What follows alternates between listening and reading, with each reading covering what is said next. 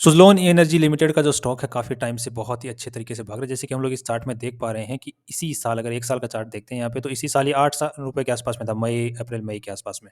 और उसके बाद में ये जो भागना चालू हुआ है, वॉव! मतलब गज़ब भागा है। 8-9 रुपए से चल के ये 42 रुपीज़ के आस-पास तक गया और अभी ये 38-39 के आस-पास में ट्रेड कर रहा है। तो अभी जो मेन सवाल यहाँ पर खड़ा होता है, वो ये है कि अभी और क्या कर सकता है या फिर कंपनी के अंदर में क्या न्यूज़ हैं, जिसकी वज़ह से ये यहाँ तक पहुँचा है। अब आगे के फ्यूचर में क्या कर सकता है, तो उसका डिसीज़न आप लोग ले सकते हैं। हम लोग आपके सामने वो जो खबर है वो रख देते हैं। अब यहाँ पे जो इसके पीछे मेन जो पीछे भागने के पीछे रीज़न है और इतने दिन तक ये स्टेबल था, उसके जो मेन कारण है वो ये है कि कंपनी जो है अच्छी कमाई नहीं कर रही है। अगर हम इनकी इसके ईयरली रिजल्ट्स को अगर चेक करते हैं तो कंपनी के जो नेट प्रॉफिट्स हैं वो रेगुलरली ईयरली देखा जाए तो रेगुलरली ये जो है नेगेटिव में प्रॉफिट जारी कर रही है और अगर पॉजिटिव में कर भी रही है तो वो कुछ खास नहीं कर रही है, अगेन नेगेटिव में जारी करी है। बट इस साल 2023 में इसने बहुत अच्छा पॉजिटिव रिजल्ट जारी किया, तो एक बहुत बड़ा फैक्टर यहाँ पर काम किया। सेकंड, कंपनी के ऊपर में बहुत ही भयंकर तरीके से लोन था। तो कंपनी ने वो लोन यहाँ पर काफ़ी सारे एसेट्स बेच के वो लोन है पे ऑफ कर दिया, जिसकी वजह से यहाँ पर अच्छा खासा कंपनी को नेट प्रॉफिट्स के अंदर में देखने को मिला है। राइट, यहाँ पर कंपनी नेट जो ऑपरेशन से जो पैसा कमाया है वो इतना कुछ खास नहीं है, बट जो कंपनी को अदर इनकम से जो प्रॉफिट हुआ है वो बहुत अच्छा है। अब यहाँ पे जो एक यहाँ पे देख पा रहे हैं कि जो ऑपरेशन से प्रॉफिट इसने कमाया 833 करोड़, इसको इग्नोर भी कर देते हैं क्योंकि ये हर बार नहीं होगा, राइट। बट यहाँ पर 833 करोड़ ऑपरेशन से कमाया है। उसके अगर अगेंस्ट में देखा जाए तो यहाँ पे इंटरेस्ट कंपनी ने पे किया 421 करोड़, जो कि मार्च 2023 की बात है। तो उस वक्त कंपनी के ऊपर जो लोन था वो था 4000 करोड़ के आसपास में, और इस साल जो लोन है वो और कम होकर यहाँ पे सिर्फ और सिर्फ थोड़ा सा ही बच गया है। अगर यहाँ पे आप क्लियरली देख पाएंगे तो यहाँ पे सितंबर में 146 करोड़ से ही बच गया है। कंपनी ने सारा लोन पे ऑफ कर दिया है यहाँ पर कुछ एसेट्स बेच के।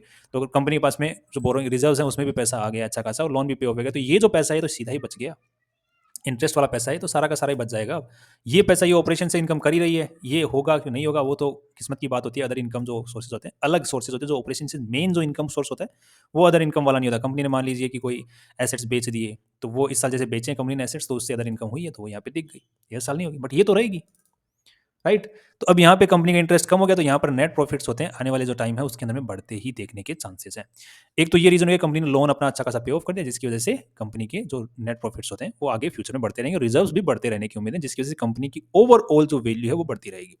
नेक्स्ट, कंपनी के अंदर में खुद के अंदर ऑलरेडी बहुत पुरानी कंपनी है, जिसकी वजह से वैल्यू तो है। अब यहाँ पे जो मेन रीजंस थे कि कंपनी का स्टॉक नीचे जा रहा था तो वो ये सिर्फ लोन की वजह से ही जा रहा था।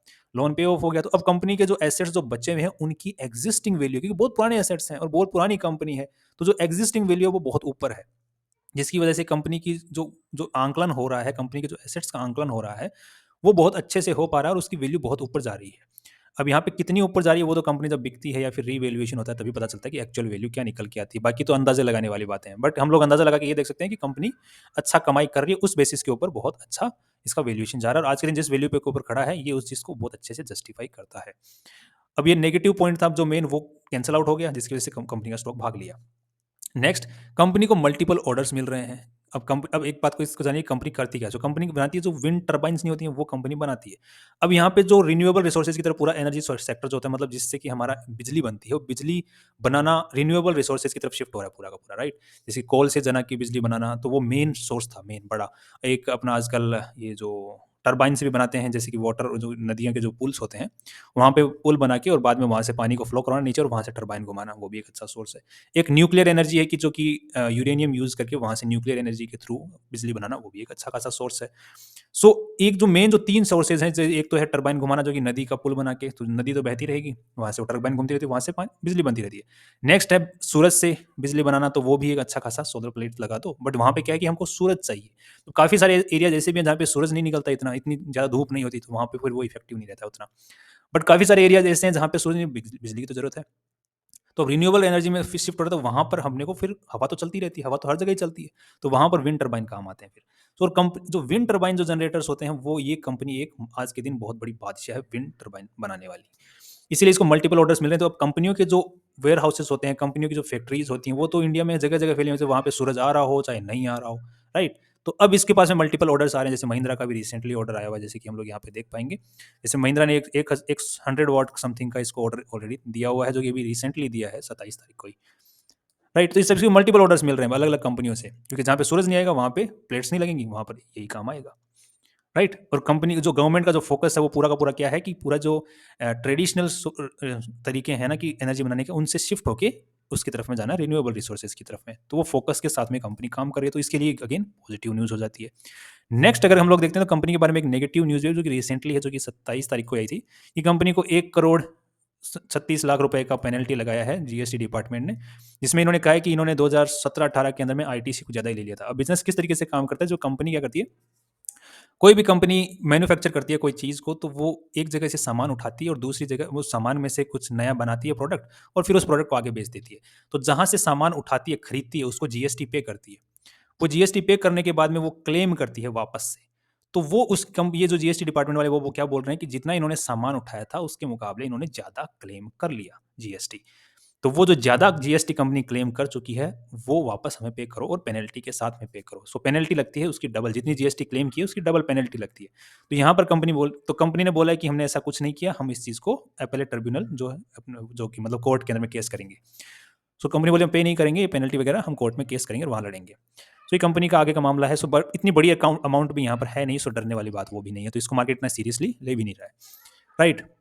तो ये सारी पॉजिटिव न्यूज़ है सुज़लोन एनर्जी के बारे में। सो अब इन पॉजिटिव न्यूज़ के बीच में एक पॉजिटिव न्यूज़ और आ जाती है। न्यूज़ थी वो ये थी कि सुज़लोन एनर्जी का जो शेयर है उसको एमएससीआई, मतलब जो कि एक मॉर्गन स्टैनले एमएससीआई ग्लोबल जो स्टैंडर्ड इंडेक्स फंड है, उसने अपने इंडेक्स फंड के अंदर में इंक्लूड किया है सुज़लोन को। अब इसका इफेक्ट क्या होता है? इसका बहुत पॉजिटिव इफेक्ट होता है, क्योंकि मॉर्गन स्टैनले एक बहुत इंटरनेशनल कंपनी है जो कि इन्वेस्टमेंट बैंकिंग के अंदर में काम करती है। सो अब वर्ल्ड के अंदर में जितने भी इन्वेस्टर्स होते हैं जो अलग-अलग कंट्रीज़ के, वो इसके इंडेक्स को फॉलो करते हैं, इसके इंडेक्स में पैसा लगाते हैं। तो जब ये कंपनी अपने इंडेक्स में किसी कंपनी को इंक्लूड करती है, तो इसका मतलब उस कंपनी के अंदर में ऑटोमेटिकली शेयर्स बाइंग किए जाएँगे। सो बाय किए जाएँगे, तो अब ये कंपनी ने एमएससीआई ग्लोबल है, इसने अपने जो इंडेक्स है उसमें इस सुज़लोन के शेयर को इंक्लूड कर लिया, तो अब इसमें पैसा आएगा, मतलब इसके शेयर्स की खरीद होगी एमएससीआई के थ्रू। राइट? तो ये काफ़ी पॉजिटिव न्यूज़ बन जाती है, तो अगेन कंपनी के स्टॉक को बूस्ट मिलता है। सो ये मल्टीपल जो जो जो यहाँ पे कंपनी के प्रॉफिट के अंदर में कंपनी की पॉजिटिव न्यूज़ आई है कंपनी के फेवर के अंदर में, इसकी वजह से स्टॉक भाग रहा है। सो हमने रिसेंटली कितनी पॉजिटिव न्यूज़, तो एक तो ये कंपनी का जो लोन स्ट्रक्चर था, वो लोन इसने कंपनी ने पूरा उतार दिया, जिसकी वजह से अब लोन पे मतलब इंटरेस्ट पे करने की ज़रूरत नहीं है, जिसकी वजह से कंपनी का ओवरऑल वैल्यू आगे फ्यूचर में बढ़ेगा। नेक्स्ट, कंपनी को मल्टीपल ऑर्डर्स मिल रहे हैं, क्योंकि कंपनी जो गवर्नमेंट का रिन्यूएबल रिसोर्सेज की थ्रू एनर्जी क्रिएट करने का जो फोकस है, उसकी तरफ कंपनी काम कर रही है। तो अगेन अब सवाल उठता है कि कंपनी का स्टॉक अब कितनी कमाई कर सकता है। सो अगर पास्ट डेटा को अगर हम लोग यहाँ पे देखते हैं, तो कंपनी की जो मेनली जो सोर्सेज हैं, मतलब जो जितनी कमाई हो रही है वो 6000 करोड़ के आसपास में हो रही है। सो एक्सपेक्ट करते हैं कि 2024 में भी 6000 होगी, और ये आगे बढ़ते ही रहने की उम्मीदें हैं, क्योंकि जब तक कि रिन्यूएबल रिसोर्सेज वाला जो गवर्नमेंट का सपना है वो पूरा नहीं होता, तब तक बढ़ता ही रहेगा। राइट? और बाकी इनका जो रख रखाव होता है, जो टर्बाइंस होते हैं इनका, वो भी इस कंपनी उठाती है सारी। राइट? तो 6000 करोड़ के आसपास में होगी, और यहाँ पे कंपनी 800 करोड़, तो यहाँ पे ये तो सीधे ही बच गए। और इसी के साथ में डेप्रिसिएशन वाला जो चार्ज है, ये वाला जो चार्ज है, ये तो चलो मान के भी चल देते हैं कि डेप्रिसिएशन तो होता ही रहेगा। तो यहाँ पर लगभग-लगभग हम लोग देख पाएँगे कि कंपनी जो है 600 करोड़ 500 करोड़ के आसपास में नेट प्रॉफिट्स अगले साल कमा लेगी। ऐसी उम्मीद जता रहे हैं हम लोग। सो 500 करोड़ अगर कंपनी कमा लेगी, तो यहाँ पर कंपनी की जो मार्केट कैप है उसके अकॉर्डिंग सालाना सिर्फ 1% कमा पा रही है, जो कि अगेन एक पॉजिटिव न्यूज़ नहीं होती है। सो जिस वैल्यूएशन के ऊपर में, जिस मार्केट कैप के ऊपर में आज के दिन जो स्टॉक बैठा हुआ है, उस हिसाब से ये मुझे पर्सनली महँगा लग रहा है, क्योंकि उतनी कमाई नहीं करेगा जितनी उससे जिस जिस मार्केट कैप के ऊपर इसके ऊपर ले जाके ऑलरेडी पहुँचा दिया जा चुका है। सो ये मेरा पर्सनल व्यू है, बाकी आप इससे डिफर भी कर सकते हैं। और अब यहाँ पे यहाँ तक कैसे पहुँच गया? देखो स्टॉक प्राइस कब बढ़ता है, जब हम लोगों को उस प्राइस के अंदर में आगे ऊपर जाने की उम्मीद नज़र आती है। राइट? तो अब यहाँ पर एमएससीआई ने ऑलरेडी इंक्लूड कर लिया है, उन्होंने शेयर बाइंग कर ली है। अब यहाँ पे लोन पे ऑफ हो चुका है, जिसकी पॉजिटिविटी जिसकी वजह से ये भागना था, ये भाग चुका है, और कंपनी को मल्टीपल ऑर्डर्स मिल रहे हैं, तो मल्टीपल ऑर्डर्स तो पहले से ही मिलते आ रहे हैं। सो ये सारे के सारे ही जो है ऑलरेडी जितनी भी पॉजिटिव न्यूज़ेज़ हैं, ये फैक्टर इन आई थिंक हो चुकी हैं कंपनी के अंदर में। जो स्टॉक प्राइस जो भागा है ₹8 से ₹40, तो ये लगभग-लगभग आप समझ के चलिए कि 5 गुना हो गया है, 5 टाइम्स। सो आई थिंक ये फैक्टर इन हो चुकी है, और आज के दिन काफ़ी अच्छे खासे मार्केट कैप के ऊपर ये बैठा हुआ है। ये पर्सनल व्यू है मेरा। आपका व्यू डिफर कर सकता है। बाकी अगर आपको लगता है कि और ऊपर जा सकता है और आपके पास में इसके शेयर्स पड़े हुए हैं, तो किस तरीके से हम इसको ट्रेड करें या फिर होल्ड करें?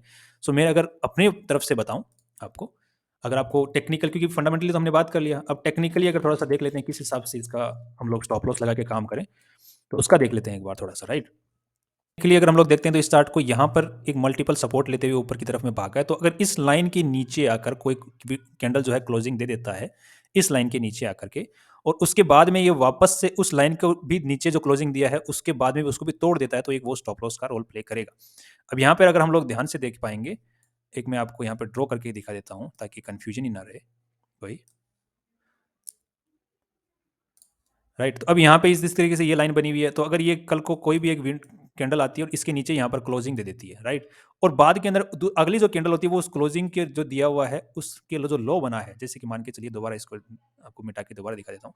जैसे कि यहाँ पर आया और ये इसने यहाँ तक क्लोजिंग दे दी, यहाँ क्लोज हो गया। तो अगली जो कैंडल बनेगी, कोई भी बनेगी, चाहे यहाँ पर चलते हुए बाद में 3-4 दिन बाद में बने या 10-15 दिन बाद में बने, जो कि इसका जो लो बना है, इस लो को अगर कोई कैंडल तोड़ देती है तो ये एक हमारे स्टॉप लॉस का काम करेगा। मतलब इसके नीचे अगर चला जाता है तो हमको ये उम्मीद जता देती है मार्केट से कि वो और नीचे उस स्टॉक को लेके जाएगा, क्योंकि जो ट्रेंड चलता आ रहा है ऊपर जाने का वो टूट चुका है, वो ट्रेंड अब दोबारा बनेगा, तब हम लोग यहाँ पर बाइंग करेंगे।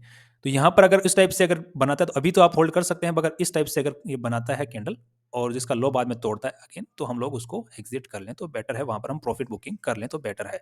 अगर हमने नुकसान में भी प्रॉफिट बुकिंग करें, नुकसान भी बुक करें तो कर सकते हैं उस वक्त में, क्योंकि अगर वापस ऊपर जाने का मुंह बनाएगा तो वो किस तरीके से बनाएगा, वो इस तरीके से बनाएगा कि अगर इस टाइप से नीचे चला भी जाता है और वापस ऊपर आने की, तो वो इस टाइप से इसको फॉलो करेगा, राइट? तो अभी तो इसने फॉलो करना स्टार्ट भी नहीं किया, कोई इसका कोई मतलब डाउनवर्ड लाइन बन नहीं रहा है। सो अगर बनेगा तो उसके बाद में देखेंगे, अभी तो नहीं बन रहा है, क्योंकि अगर कोई हम किसी भी तरीके से बनाने की कोशिश करें तो फिर वो जुटलाना हो गया खुद को, बन नहीं रहा है अभी, ठीक है? तो ऊपर जाने वाला तो अभी बन ही नहीं रहा है, अगर नीचे की तरफ से जाता है, तोड़ता है, वापस में अगर ऊपर जाने का कुछ कोशिश करता है तो अगेन हम रीबाइंग कर सकते हैं, राइट? सो फिलहाल के लिए आप बनी रहिए, उसके अंदर में बने रह सकते हैं, जाकि अगर इस लाइन को तोड़ते और वापस ऊपर आता है, वो वाला जो आपने पैटर्न बताया कि ये और नीचे जा करके, तो आप लोग इसके अंदर में अगर ये इस टाइप से एक कैंडल बनाता है और फिर उस कैंडल के लो को तोड़ता है, तो वहां पर वो हमारा stop loss as a act करेगा। सो दैट्स ऑल, और view is technically and fundamentally. बाकी आप हमारा टेलीग्राम चैनल भी यूज मतलब ज्वाइन कर सकते हैं, लिंक इज इन डिस्क्रिप्शन। और thank you so much, see you tomorrow.